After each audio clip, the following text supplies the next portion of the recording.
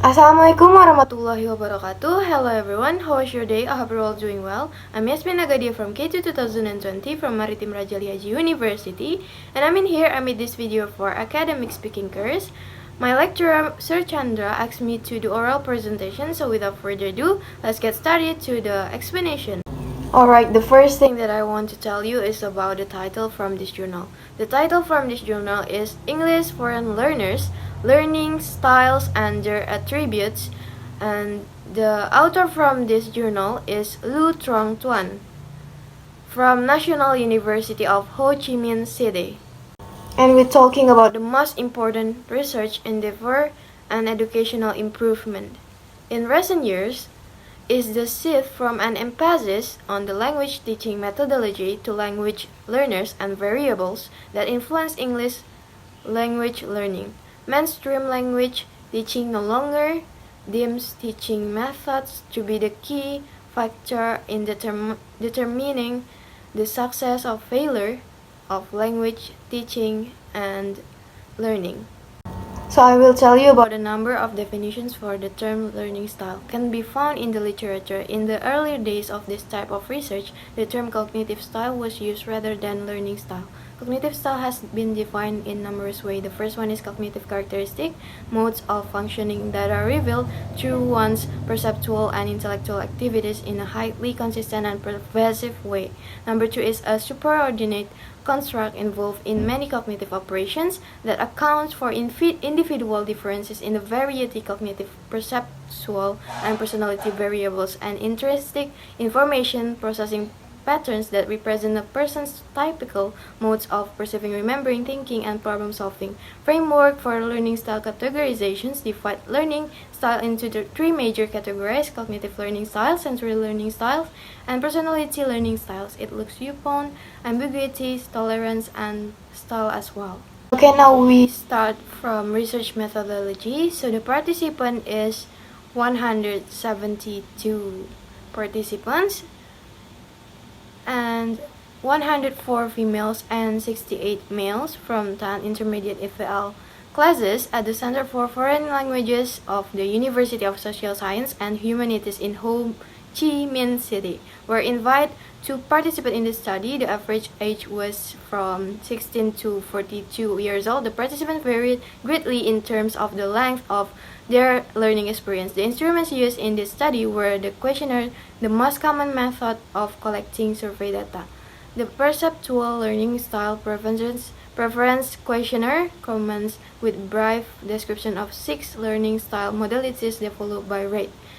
Particularly for learners of foreign language, the questionnaire assesses preferred learning styles of students based on how students learn best using their perception, visual, auditory, kinesthetic, and tactile preference, and 2 social aspects of learning, group and individual preferences. It classified style as major, minor, or negative. Major is a preferred learning style, minor is one in which learners can still function well, and negative means they may have difficulty learning. So 30 statements of the questionnaire were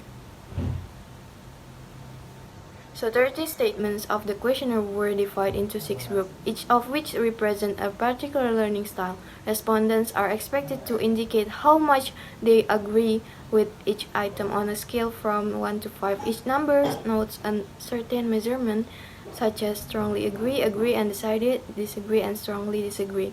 A high score on the scale indicates a positive opinion and vice versa. A low score on the scale indicates a negative opinion. The data were analyzed using the statistical package for the social science. The data which were collected through the perceptual learning style preference questionnaire were subjected to a descriptive statistic utilizing minimum, maximum, mean, standard deviation. Okay, now we move to the last part. We will talk about the conclusion from this journal. The result of the analysis and discussions indicate that there exists some significant relationship between students' learning style, preference, and such variables as field of study, length of tertiary study, gender, age, learning language, experience, and English proficiency level. Although it is said that traditionally on teaching FL in Vietnam is dominated by a teacher-centered, book-centered, grammar, translation method and an emphasis on mechanical memory, which result in a number of typical learning styles.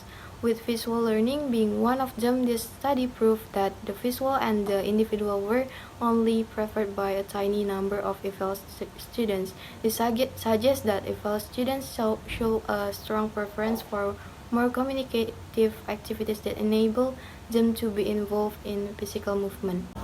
It seems students are more and more adapting themselves to active learning and expresses a negative attitude towards passive learning or rote learning. It is suggested that teachers should combine multiple learning styles together to make lessons more vivid and interesting.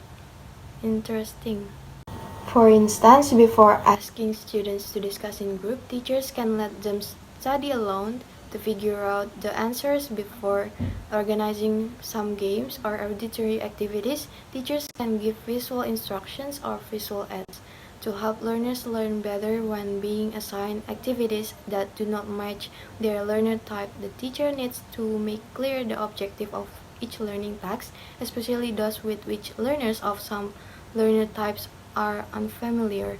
Detailed instruction as regard how the task should be performed should also be given so as to reduce learner misunderstanding, dissatisfaction, and opposition.